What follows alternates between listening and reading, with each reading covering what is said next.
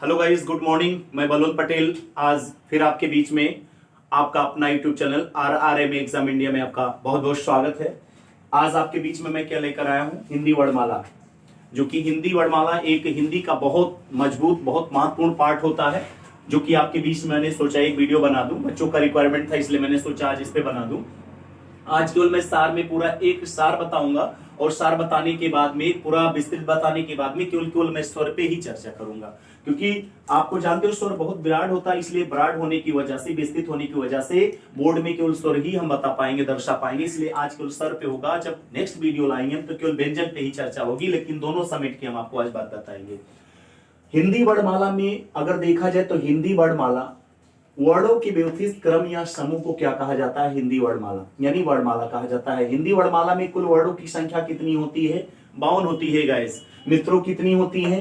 52 होती है। अगर देखा जाए वर्णमाला में तो भाषा शब्द क्या होता है? भाषा संस्कृत की किस धातु से बनी है? भाष धातु से बनी है, जिसका आशय क्या होता है? बोलना या कहना होता है। इसके कितने अंग होते हैं? 4 अंग होते हैं दोस्तों। कितने अंग होते हैं? 4 अंग होते हैं, जिसे भाषा की सबसे छोटी इकाई ध्वनि कहा जाता है। ध्वनि भी भाषा के अंग होते हैं, शब्द भी भाषा के अंग होते हैं, वाक्य भी भाषा के अंग होते हैं और अर्थ भी भाषा के अंग होते हैं। इसलिए भाषा की सबसे लघुत्तम या सबसे छोटी इकाई ध्वनि मानी जाती है, वो भाषा की सबसे लघुत्तम या बड़ी इकाई वाक्य होता है। ये 4 अंग होते हैं। भाषा 3 प्रकार के होते हैं, एक लिखित भाषा, एक बोलने वाले को मौखिक भाषा, एक संकेत करने वाले को सांकेतिक या इशारे की भाषा कहते हैं। तो भाषा भाष धातु से बनी है, जो अर्थ होता है उसका बोलना या वाणी या कहना होता है। अंग 4 होते हैं, ध्वनि शब्द वाक्य और अर्थ होता है। और भाषा के 3 भेद होते हैं, जिसे कहते हैं मौखिक, लिखित और सांकेतिक भाषा। चलिए गाइस, अब आ जाइए वर्णमाला पे। कुल वर्णों की संख्या 52 होती है। 52 में अगर देखा जाए तो 13 आपके स्वर होते हैं और 39 आपके व्यंजन होते हैं। 13 अगर स्वर होते हैं तो स्वर किसे कहते हैं? What is vowel? स्वर किसे कहते हैं? तो स्वतंत्र रूप से बोले जाने वाली वर्ण को क्या कहा जाता है गाइस? वर्ण का क्या कहा जाता है? स्वर कहा जाता है। स्वतंत्र रूप से बोले जाने वर्ण को क्या कहा जाता है? स्वर कहा जाता है। लेकिन जो स्वरों की सहायता से बोले जाते हैं उन्हें क्या कहते हैं गाइस? जो स्वरों की सहायता से बोले जाते हैं उन्हें क्या कहते हैं? व्यंजन कहते हैं। अगर इन 52 में देखा जाए तो 13 स्वर हो जाते हैं, तो बचे कितने भैया? 39। 39 क्या होते हैं भैया? व्यंजन होते हैं। क्या होते हैं? व्यंजन होते हैं। जैसा कि मैंने बताया है, जो स्वर एक्चुअली खुद प्रधान होता है, इसमें किसी की आवश्यकता नहीं होती है, इसलिए इनकी संख्या 13 मानी जाती है। स्वरों का वर्गीकरण किस प्रकार से किए जाते हैं? तो कई आधार पे किए जाते हैं, जैसा कि आप बोर्ड में देख ही रहे हो।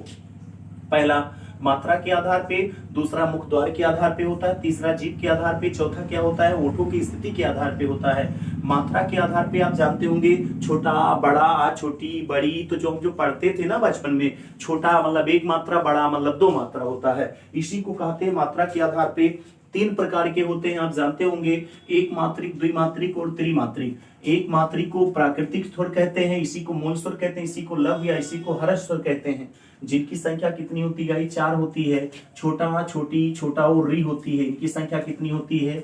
4 होती है। छोटा, छोटी, छोटा और री होती है। और द्विमात्रिक का आशय क्या होता है? दीर्घ स्वर कहते हैं, जो छंद में मैंने बताया था आपको। छंद में इसी को गुरु कहते हैं, जहां 2 मात्रा होगा उसे दीर्घ या गुरु कहते हैं। इनकी संख्या 7 होती है। बड़ा आ, बड़ी ई, बड़ा ऊ, ए, ऐ, ओ और आओ होता है गाइस। ए, ऐ, ओ और आओ होता है। त्रिमात्रिक का आशय क्या होता है? जिसे पिल स्वर कहते हैं, यानी इसे बोलते या कहते समय हम दीर्घ से लघु से 3 गुना समय लेते हैं। जहां पर 3 गुना समय लगता है उसे क्या कहते हैं? त्रिमात्रिक कहते हैं, उसी को पिल स्वर कहते हैं। इन्हें 3 समय, जैसे कहीं पर हम चिल्लाने, रोने या किसी को पुकारने या चेतावनी देने या संकेत देने के लिए प्रयोग करते हैं। जैसे कहा मैंने, बाप रे, मम्मी रे, हाय राम, राम, ओम, ऐसे शब्दों का प्रयोग जब हम थोड़ा समय लेते हैं, जब टाइम 3 गुना लेने लगेंगे तो उसे त्रिमात्रिक या पिल स्वर कहा जाता है। तो गाइस, स्वरों के आधार वर्गीकरण मैंने बताया। पहला मात्रा के आधार पे 3 प्रकार के होते हैं। मुख द्वार, मुख द्वार कहां से होता है गाइस?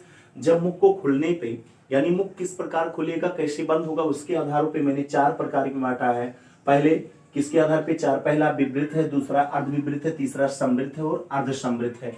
तो यहाँ पर आशय ये होता है गाइस, मात्रा के आधार पे पहला हो गया, दूसरा मुख द्वार के आधार पे हो गया, तीसरा जीभ के प्रयोग के आधार पे हो गया, चौथा ओठों की स्थिति के आधार पे हो गया। मात्रा के आधार पे 3 प्रकार के, मुख द्वार के आधार पे 4 प्रकार के होते हैं और जीभ के प्रयोग के आधार पे गाइस 3 प्रकार के होते हैं और ओठों की स्थिति के आधार पे कितने होते हैं?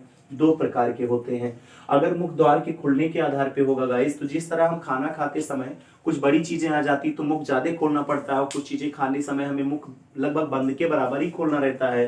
अगर ऐसी स्थिति में हम खाने पीने में प्रयोग करते हैं मुख खोलने में, वैसे हम स्वरों को बोलते समय मुख ज्यादा खुलता है, कहीं कहीं कहीं कम खुलता है, कहीं लगभग बंद ही रहता है। तो इसके आधार पे मैंने 4 प्रकार का डिग्री में बताया गया है, विवृत, अर्धविवृत, समृत और अर्धसमृत, जिसे कहते हैं ओपन, हाफ ओपन, क्लोज और हाफ क्लोज होता है। विवृत में होता है बड़ा आ, क्या होता है, बड़ा आ होता है। अर्धविवृत में क्या होता है, आ, ए, ओ और औ होता है। समृत ये लगभग बोलने में हमारे लगभग बंद ही रहते हैं, छोटी बड़ी छोटा ओ री होता वो होता है, बड़ा ओ होता है। अर्धसमृत में क्या होता है, ए और ओ दो केवल होते हैं, अर्धसमृत में होते हैं गाइस।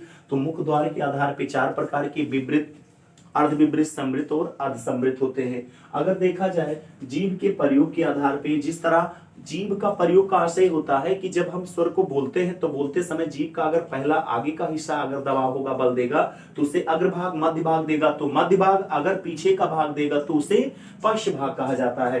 तो जीभ के प्रयोग के आधार पे गाइस 3 प्रकार के होते हैं, अग्रभाग, मध्य भाग और पश्च भाग। अग्रभाग, मध्य भाग और पश्च भाग। अग्रभाग में छोटी बड़ी ए, ऐ और री होता है, मध्य भाग में छोटा आ होता है, और पश्च भाग में इन 4-5 को छोड़कर जो चीजें आती है, बड़ा आ, छोटा ओ, बड़ा ओ और आ शब्द होता है, आगत स्वर कहते हैं, जो विदेश से आए हैं, जिसे डॉक्टर में डॉक्टर कहते हैं। तो जीभ के प्रयोग के आधार पे गाइस कितने 3 प्रकार की मैंने फिगर भी बना दिया है।